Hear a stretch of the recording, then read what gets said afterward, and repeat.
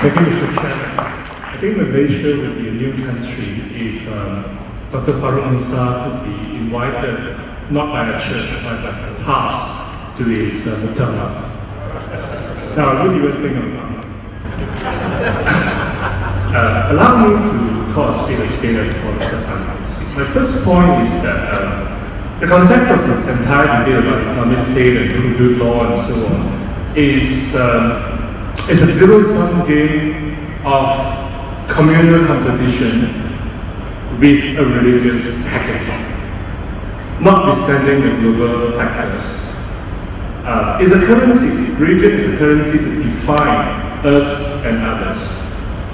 If you look back at the Sedition Act, which was amended after 1969, the ethnic riot, Islam was not even a sensitive issue then. The sensitive issue then, the currency to define the ethnic divide was language. But today, language is no longer an issue, and religion has taken its place. And when you talk about Islamic State, this has become the be-all and end-all in how do you expand the role of Islam and Muslim vis-a-vis other faiths and other religious communities. And that's a challenge. Because to say no to Islamic State for Muslims as like, you're negating the expansion of the role of Islam for this country, which made Farouk, such a brave public intellectual because he's speaking up in a very unpopular way to many. To me, religious competition is inevitable. That's my second point. I admire my friends in the past, Dr. Mujahid, Dr. Zulkifli Ahmad, Khalid Samad, and so on, for trying to push a party to take on the line and say, okay, we want to move away and want to be much more universal and so on. But to many at the grassroots, the difficult question is that if you don't talk about Islam, then what is past for? It's a fundamental question of like, how are we different from unknown? And unless you deal with that, you can't actually take the issue out. So I think we really need to go back and accept the fact that say, you have to deal with this religious competition. You can't do that alone. It remained with us for quite some time.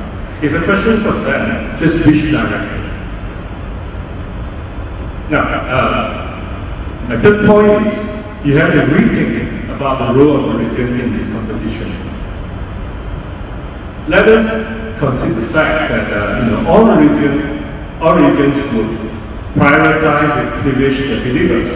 That's what we call selective incentive. Otherwise, why do you believe in your faith, right? The believers must be treated better than the non-believers, at least in the afterlife.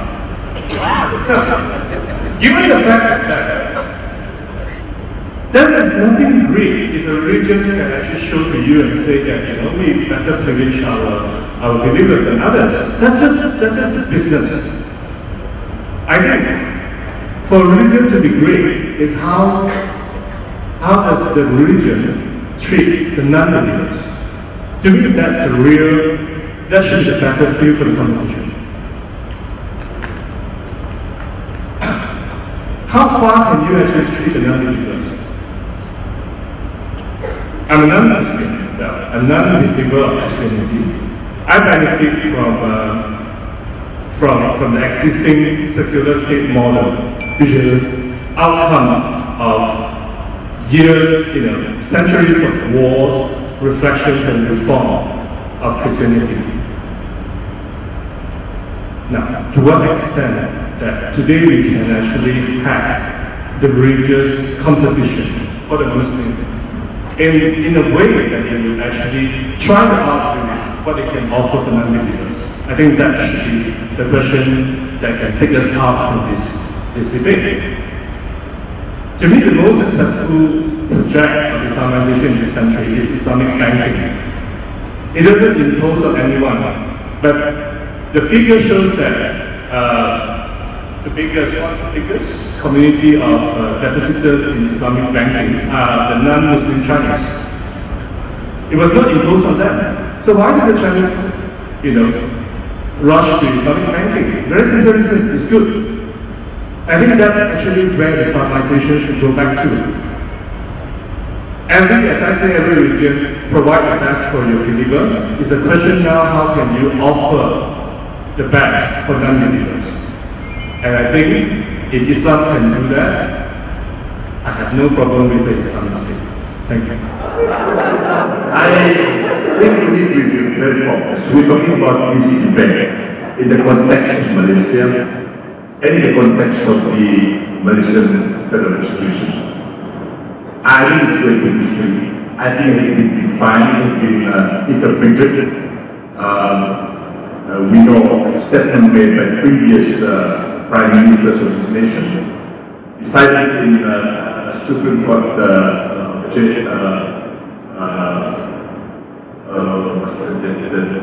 Oman in Teso, the Supreme Court. I think that's already decided. But I like the Farouk article. I think it's very clear to me. It resonates to our minds. The non-Muslim, as he gets us to his article. And I quote from his article that came out on August 2nd, arguing for a secular state in Malaysia. Secularism does not mean the exclusion of religion from the public life of society. And he goes on. Calling for a state to be secular is not similar in any ways to the call of secularizing society. A state should be secular in the sense that it is neutral to all the differing religious doctrines. And goes on, a secular state must embrace democracy, and democracy cannot be based on Sharia law, as that on the contrary would denote theocracy. So based on that understanding, as this debate is in particular in relation to Malaysia, therefore I agree with Malik in touch. Yeah, Article 4 solves the problem. The Constitution is the supreme law of the land, not Sharia, and not the Quran. Now get back into the context of East Malaysia, Sabah Islam. As by way of emphasis, I don't know if I make it very short. Now, the court, previous for prime ministers, confirmed that Malaysia is a secular state. So when Sabah Islam, for Malaysians, it's so clear. For us, we were looking for a second state. You look at the Global Commission, the big report. All over the pages, when they met non-Muslim in Sabah Islam, they all, in fact, they were very good in Article 3. Okay? But look at this. And the report came out by the Global report. Paragraph 148. I got this because I didn't want to quote from DA. And on the region, this is what the views of the chairman and his members on the region. There remains a provision in the existing federal constitution of Malaya that Islam is the religion and that certain public expenditure made in regard to Islamic purposes.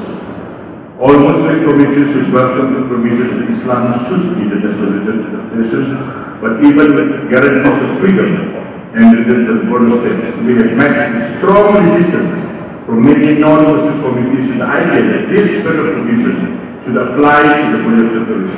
We consider that this is a matter for people of the Borneo territories which have a non-Muslim majority to decide for themselves at a later stage when fully elected bodies have been constituted. We recommend, therefore, that the federal provision should not be extended to the Borneo territories in the meantime. The views of the Malayan members, and this is important. We think that all Muslim community would welcome the provision that Islam should be the national religion of the nation. Among the non-Muslims who appeared before us, there was a substantial number who would not object to the present practice in the Federation of Malaya, as they are satisfied with the provision for fundamental is the freedom of religion in the Malayan Constitution. There were, however, a number of non-Muslims who were most anxious that there should be no national region for the federation. A great many of them, however, would be prepared to consider that Islam might be made the national region, provided that it should not be the region of their particular state. That included with this program. Taking this point fully into consideration, we are agreed that Islam should be the national region for the federation. We are satisfied that the proposal in no way jeopardizes freedom of region to the federation, which in effect would be secular. That I would do. And it's very clear interpretation and understanding when we form Malaysia in 1963 that we expect that Malaysia would be a secular state, not a Islamic state. Thank you.